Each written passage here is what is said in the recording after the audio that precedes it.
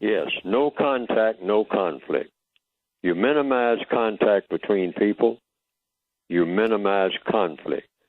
Black people have an old custom because we have been, as far back as we can remember, black people have always been herded like cattle. You know, the white supremacists have always seen to it that we are herded. They herd us just like cattle, just like sheep, just like the animals that they say that we are. Okay? So you herd animals. I mean, you know, if you're running a duck farm, you want to keep all your ducks together. They call it keeping your ducks in a row. So the white supremacists have been trained in the system of white supremacy. Anytime you encounter black people, herd them together. Keep them all bunched up together. I mean, stepping on each other's toes. And just like chickens or ducks or hogs or cows, when they all herded together and stepping on each other's toes, you get that kind of reaction from all animals and from all creatures when they step on each other's toes. They start bumping up against each other and mooing, and you know, in the case of dogs, I mean, you know, they start barking and whatnot and biting each other and fighting each other. Cats will do the same thing. People will do the same thing. Herd them all together into a small space. And this, you know, don't feed them very much, just enough to get by. Don't give them very many resources, just enough to barely get by, to keep them breathing so that they can be of some service to the system of racism. But herd them all together. And this breeds animosity, all right? I mean, people just all up against each other too tight. This is why, if people would think about it, just think about it. In the old days, same people now. You're talking about black people, like in the movie Sounder. When people are spaced out, meaning they very seldom encounter each other, they have a tendency to be more, quote, unquote, whatever that means, civil to each other. How y'all? How y'all been doing? Haven't seen you in about 4 months. You know, how the crops doing? You know, is the corn coming off all right? Yes, it is. Yes, it is. We had a good crop now, and the Lord blessed us and whatnot. And how y'all doing over here? How's Amy? Did she get over rheumatism? Yeah, she's doing okay. She's doing okay, and she's going back to the city next month, you know. Well, how's everybody up there in Detroit City? Have you heard from them? You get a letter?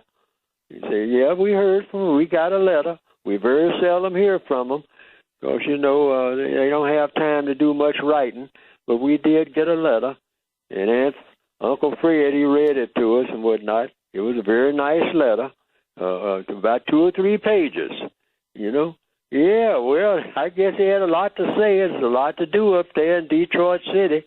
Well, okay, I guess I'll be getting along. All right. People remember those things. Some of them have participated in it. But when they came to the city, they turned out to be murderous. All right. Why? They're stepping on each other's toes, that's why. They're encountering each other on the bus. Everybody's full of tension. Everybody wants to kill right now. Why? Because everybody's always bumping up against somebody else. And you can't stand the bumping.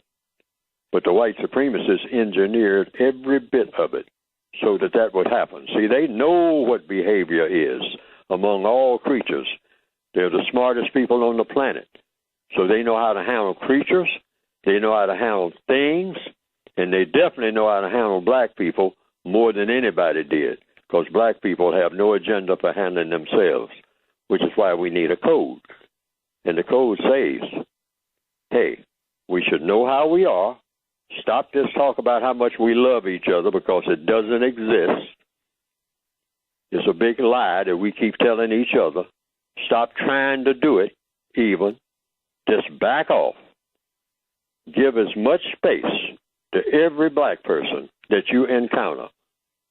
Don't go seeking out black people's company. Now, that hurts us because we are used to seeking each other's company. The minute that the white supremacists give us a little bit of space, we go tearing off looking for the company of other black people, and it ain't 15 minutes before we got an argument going. All right? That's not magic. That's by plan. The white supremacists already know this. So how do we minimize that conflict that we are going to have? Because we are all carrying poison. Every one of us, myself included. We got a certain amount of poison that's been put in us by the white supremacists. Poison of what kind? Against other black people and against ourselves as black people, as individuals. We work against ourselves all the time. We prove that by, running all around trying to find a needle to stick in our arms to get some type of what? Some type of relief from the pain and the confusion and all of the chaos that's going on, okay?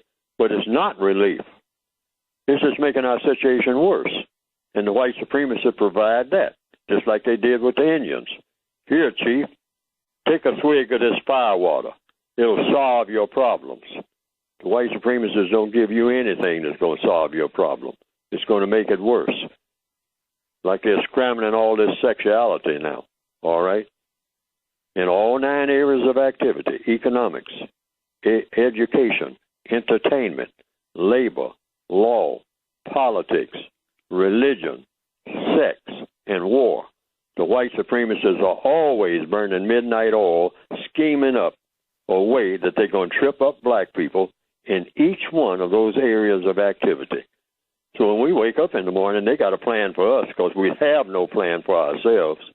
And they just dump their plan on us. And being highly, like we mentioned a minute ago, emotional people seeking some type of relief. Relief is an emotion. We want instant happiness. We want to be happy all the time, all right, which is not even natural, by the way, but we think it can be achieved. We want to be happy all the time. Never a moment of even being bored or tired, just happy, deliriously happy. Well, when you have that as a goal, and that goal can't be met, you go ballistic. And you go ballistic usually by harming someone else, or doing harm to someone else and yourself, because the two usually go together.